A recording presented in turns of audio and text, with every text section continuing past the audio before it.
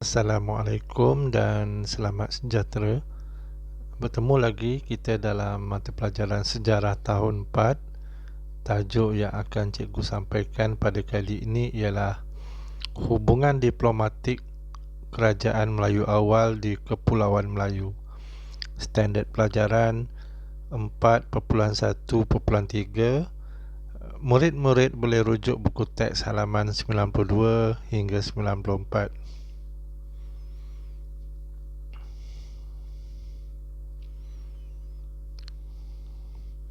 Baiklah murid-murid, sekarang murid-murid boleh buka buku teks halaman 92 sehingga 94.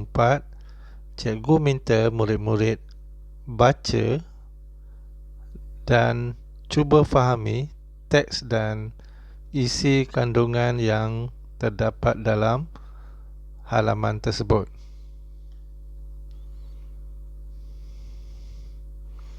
Baiklah murid-murid, hubungan diplomatik Kerajaan Melayu awal di Kepulauan Melayu.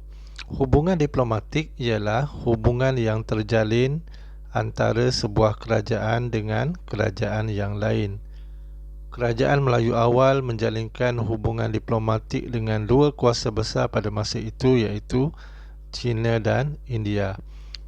Di sini murid-murid, maksud hubungan diplomatik ialah hubungan antara dua kerajaan, antara sebuah kerajaan dengan kerajaan yang lain. Yang itu dipanggil hubungan diplomatik. Hubungan diplomatik terjalin antara sebuah kerajaan dengan kerajaan yang lain.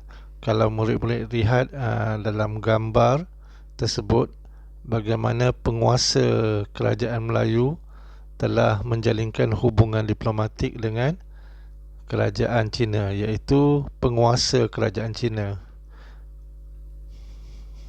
yang dikenali sebagai Maharaja. Hubungan kerajaan Melayu dengan China dan India, kalau murid-murid lihat rajah, dua kuasa besar di bahagian timur, di Asia Timur pada masa itu ialah China dan India. Jadi kedua-dua kerajaan kuasa besar ini telah menjalinkan hubungan diplomatik dengan Kerajaan Melayu awal, iaitu tiga kerajaan Melayu awal, iaitu Kedah Tua, Sriwijaya dan Majapahit. Baiklah murid-murid, kita lihat tiga aspek hubungan diplomatik. Yang pertama, aspek politik. Yang kedua, aspek ekonomi. Dan yang ketiga, dari segi aspek sosial. Aspek politik. Kerajaan Melayu awal menjalinkan hubungan diplomatik dengan kerajaan besar lain untuk mendapatkan pertama, pengiktirafan, iaitu mengiktiraf raja yang memerintah. Yang kedua, perlindungan, iaitu dari ancaman kerajaan-kerajaan lain di sekitar. Tujuannya adalah untuk mengekalkan keselamatan dan kedudukan kerajaan. Maksudnya di sini murid-murid, hubungan diplomatik ini antara kerajaan Melayu awal dengan kuasa besar tadi, dua kuasa besar tadi adalah dengan dua tujuan. Yang pertama, pengiktirafan, terutamanya bagi kerajaan negara-negara yang baru ditubuhkan ataupun raja yang baru menaiki tahta. Mereka akan menghantar utusan ke negara China, contohnya kuasa besar pada masa itu, untuk mendapat pengiktirafan daripada Maharaja China. Yang kedua, untuk mendapatkan perlindungan. Maksudnya kuasa besar ini seperti China ni dan akan melindungi negara yang menjalinkan hubungan diplomatik ni daripada serangan negara-negara lain, terutamanya di kawasan sekitar, kan. Tujuannya adalah untuk mengekalkan keselamatan dan kedudukan kerajaan bagi memastikan negara tersebut selamat daripada serangan negara-negara lain, kerajaan-kerajaan lain pada masa itu. Raja atau Sultan Kerajaan Melayu awal menjalinkan hubungan diplomatik dengan kerajaan besar seperti China untuk mendapatkan pengiktirafan sebagai pemerintah yang sah bagi kerajaannya. Yang ni yang cikgu cakapkan tadi.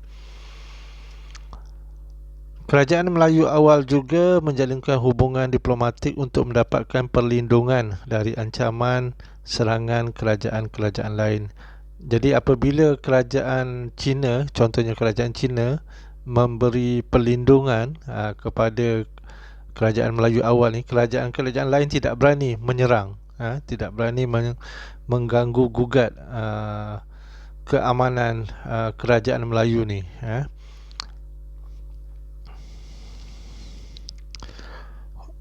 Yang ni terdapat dalam buku teks ukiran pada dinding Candi Borobudur yang menggambarkan situasi rakyat menghadap raja. Okey, mari kita lihat pula dari sudut ekonomi ataupun dari aspek ekonomi. Melalui hubungan diplomatik, aktiviti ekonomi dapat dikembangkan.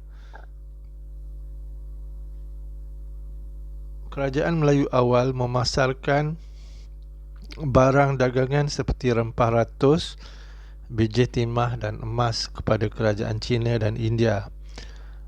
Kerajaan Melayu awal pula ditawarkan barangan mewah seperti tembikar, sutera dan perhiasan.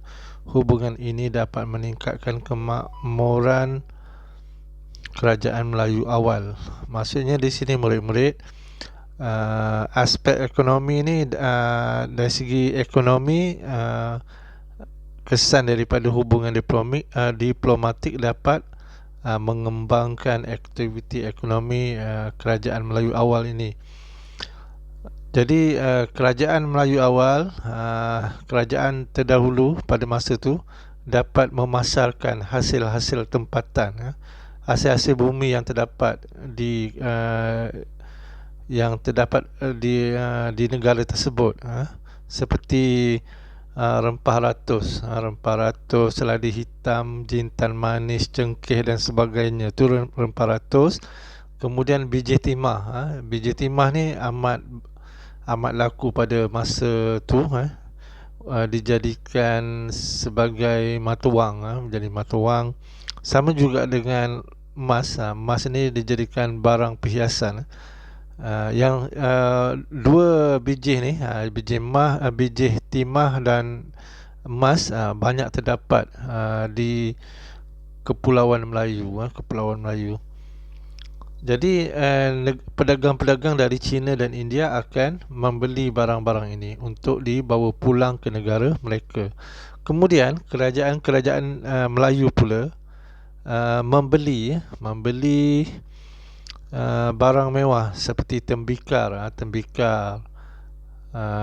periuk belanga tu semua kan, tembikar, sutera, kain, sutera ni dari China, ada juga kain daripada India, kain kapas kan daripada India, dan juga barang perhiasan ni dari India. Ada juga barang-barang lain seperti senjata, minyak wangi kan, dari India. Biasanya dari India lah minyak wangi. Hubungan ini dapat meningkatkan kemakmuran kerajaan Melayu awal. Maksudnya kerajaan Melayu awal ni semakin lama semakin berkembang akibat kesan daripada hubungan diplomatik yang meningkatkan ekonomi kerajaan tersebut. Hubungan diplomatik yang terjalin antara kerajaan Melayu awal dengan kerajaan asing seperti China dan India membolehkan banyak aktiviti ekonomi berkembang maju. Kalau murid-murid lihat gambar tersebut, bagaimana masyarakat Melayu zaman dahulu memasarkan hasil hasil yang terdapat di negara mereka. Okey, contoh ni antara barang-barang yang menjadi yang dijual oleh kerajaan Melayu awal kepada pedagang-pedagang Cina dan India. Yang pertama rempah ratus, seperti cengkeh, buah pala, kayu manis, lada hitam. Yang tu lada hitam, bukan emas, lada hitam. Kemudian emas dan juga biji timah. Yang atas tu silap, cikgu silap, sebenarnya itu adalah lada hitam, termasuk dalam rempah ratus.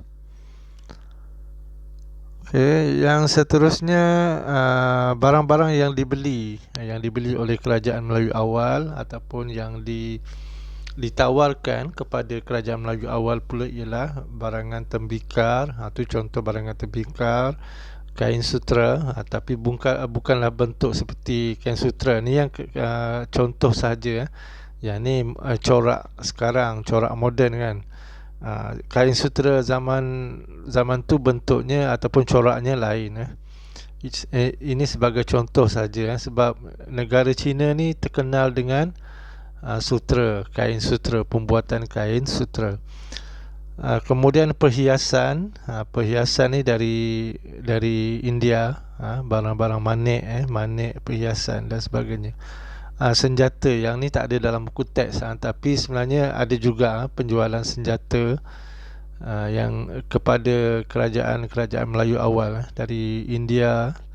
Dari India ni sebenarnya pun dapat dari negara-negara yang lain yang pergi ke India, kemudian pedagang-pedagang India ni bawa ke Kepulauan Melayu. Okey, dari segi aspek sosial pula, dari segi aspek sosial, hubungan diplomatik dapat mengeratkan persahabatan dan hubungan kekeluargaan melalui perkahwinan. Hubungan ini dapat mewujudkan keamanan di Kepulauan Melayu.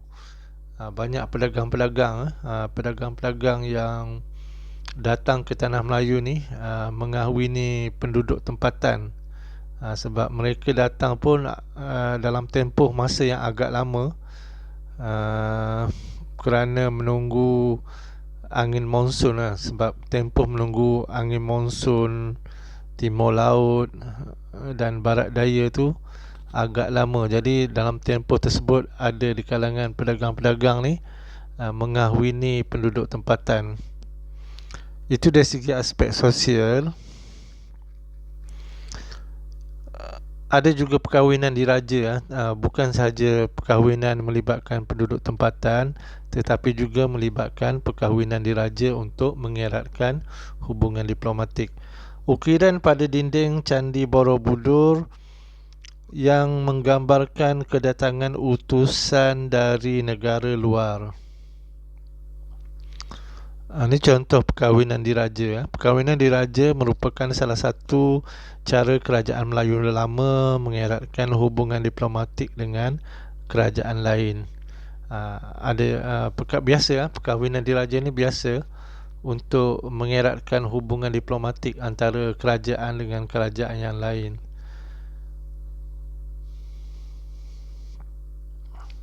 Okay, kesimpulan, kerajaan Melayu awal yang menjalinkan hubungan diplomatik dengan kerajaan China dan India berjaya mengukuhkan kedudukan politik, ekonomi dan sosial di alam Melayu.